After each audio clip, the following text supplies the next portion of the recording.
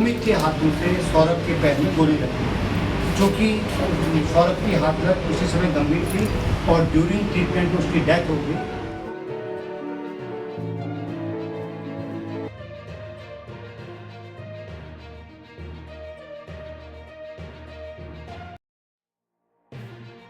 और साथ ही हमारी जो इंस्पेक्टर और सीओ साहब ने, जॉइंट सीओ साहब जिसको लीड कर रहे थे, इस टीम ने जो तीनों साथी थे इस सौरभ के मृतक के, उनसे 1-to-1 डिटेल से बातचीत की। मामला संदेहास्पद।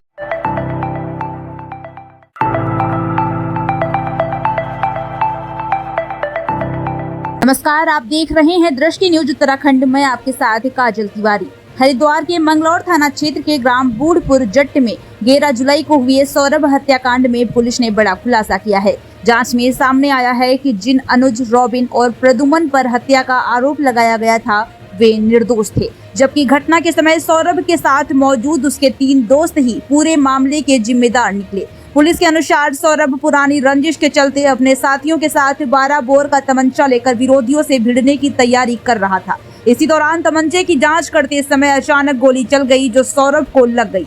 अस्पताल ले जाने पर उसकी मौत हो गई। घटना के बाद सुमित पुत्र सुखबीर निवासी शकरपुर पुरकाजी, डिम्पल पुत्र नाहर निवासी मोहम्मदपुर जट्ट और आशीष पुत्र बिंदर निवासी मोहम्मदपुर जट्ट ने पुरानी रंजिश का फायदा उठाकर अनुज, रॉबिन और प्रदुमन को झूठे हत्या के मुकदमे में फंसाने की साजिश रची। लेकिन मंगलौर पुलिस ने 112 कॉल, तकनीकी साक्ष्यों, प्रत्यक्षदर्शियों के बयान और गहन जांच के आधार पर पूरे मामले का पर्दाफाश कर दिया। पुलिस ने तीनों आरोपियों को गिरफ्तार कर घटना में प्रयुक्त 12 बोर का तमंचा और खोखा कारतूस बरामद कर लिया है। जांच के बाद हत्या की धाराओं में संशोधन करते हुए गैर इरादतन हत्या की धाराएं जोड़ी गई हैं।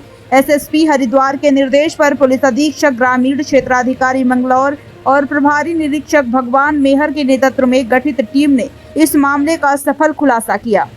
घायल होने की सूचना की कुछ लोगों ने उस पर फायर झोंका। जो रंजिश का मामला था, पुरकाजी और नारसन बॉर्डर का ये कंसर्न था, जिसमें दिन के झगड़े में ऑलरेडी पुरकाजी थाने में एक रिपोर्ट प्रेषित की गई थी वादियों के द्वारा। तो इवनिंग आवर में ये लोग फिर आपस में झगड़े और झगड़े के दौरान 3 लोगों पे आरोप लगे कि उन्होंने हमारे साथी सौरभ पे फायर झोंक दिया। ये हमारी 112 को भी सूचना मिली। हमारे सीओ साहब, हमारे कोतवाल साहब ने स्पॉट विजिट किया। इमीडिएट इसमें चूंकि जो पीड़ित था, जो घायल था, उसकी ड्यूरिंग ट्रीटमेंट डेथ हो गई और उसका पोस्टमार्टम या जो ट्रीटमेंट था वो मुजफ्फरनगर ज़िले में हुआ था। चूँकि घटनाक्रम, फायरिंग का घटनाक्रम उत्तराखंड में था, नारसन थाना क्षेत्र में था, तो इमीडिएट हमने इसमें जो 103 मर्डर के मामले में मुकदमा दर्ज किया 3 लोगों के खिलाफ। लेकिन ड्यूरिंग इन्वेस्टिगेशन और हमारे सीओ साहब और कोतवाल साहब की विजिट से जो घटनाक्रम मिला और जो मृतक के परिजन थे, उन्होंने कुछ संदेह जाहिर किया कि साहब जैसा घटनाक्रम इन 3 दोस्तों के द्वारा बताया गया है, ज़रूरी नहीं कि वैसा हो। तो इसमें इन तीनों को बुला करके 1-to-1 पूछताछ की गई, पड़ताल की गई और जो नेम्ड लोग थे, जिन पे आरोप लगाया गया था कि इन्होंने फायर झोंका है, उनकी पड़ताल करी गई। तो तय था कि उस पर्टिकुलर टाइम स्लॉट पे ये तीनों लोग जिनको उस एफआईआर में नेम्ड किया गया, ये वहाँ पर नहीं थे। तो ये 3 दोस्त थे, जिसमें सुमित, डिम्पल और आशीष हैं। इनसे कड़ाई से, सख्ती से पूछताछ की गई। तो अलग अलग पूछताछ करने पर इन्होंने इस बात को एडमिट किया कि सर, हम लोग अपनी रंजिश के तहत उन तीनों को सबक सिखाना चाह रहे थे, जिनके खिलाफ मुकदमा हमने दर्ज किया है।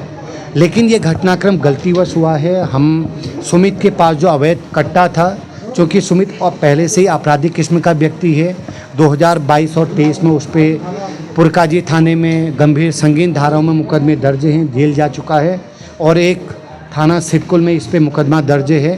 तो इसने उस कट्टे को, जब ये चारों दोस्त वहाँ पर थे, कट्टे को लोड अपलोड किया, तो ये बाकी दोस्तों का कहना है कि इसके पिस्टल से फायर हुआ कट्टे से और वो सौरभ के पैर में लगा। चूँकि इनकी ऑलरेडी रंजिश चल रही थी उन लोगों से, तो इन्होंने एक आपस में कॉन्स्पिरेसी करी, एक षड्यंत्र रचा कि हम इस घटनाक्रम को डाइवर्ट करते हैं उन तीनों की तरफ। तो ये पुलिस की शाबाशी थी। पुलिस ने डंप डेटा, सीसीटीवी और मुखबिर, इन सब से प्रॉपरली काम करने के बाद फाइनली करीब 30 घंटे में केस को वर्कआउट किया। ये तीनों व्यक्ति, जिनका नाम सुमित, डिम्पल और आशीष है, इनको कस्टडी में लिया गया है और इनको जुडिशियल रिमांड पे भेजा जा रहा है। जो अवैध जो असले है कहाँ से आते हैं लोग? पे हम पूछताछ करें। इसका यही कहना है कि मुजफ्फरनगर से इसने कहीं से लिया था, हम उसकी भी पड़ताल कर रहे हैं। चूँकि पहले भी ऐसे घटनाक्रम हुए, हम उसके तह तक गए, तो हम इसमें पता करेंगे कि व्यक्ति कब लेके आया और किससे लेके आया। इस तरह की किस्म के जो लोग हैं वो सोशल मीडिया पर भी इस तरह के अवैध असलों के साथ अलग एक बात आपको ज़रूर कहूँगा कि अभी जो हमारा अभियान चल रहा है और ये हमारा टॉप प्रायोरिटी है। कोई भी व्यक्ति अगर किसी भी प्रकार के लाइसेंसी, नॉन लाइसेंसी, अवैध किसी भी प्रकार के असले का सोशल मीडिया में प्रदर्शन करता है, लोगों को डराता धमकाता है, तो हम उस पर ज़रूर कार्रवाई करेंगे। और हमारी एक टीम सोशल मीडिया मॉनिटरिंग करेगी कि अगर कोई भी व्यक्ति एनोनिमसली भी अगर ऐसा काम करे तो हमारे रडार पे हम उस पर कार्रवाई करेंगे।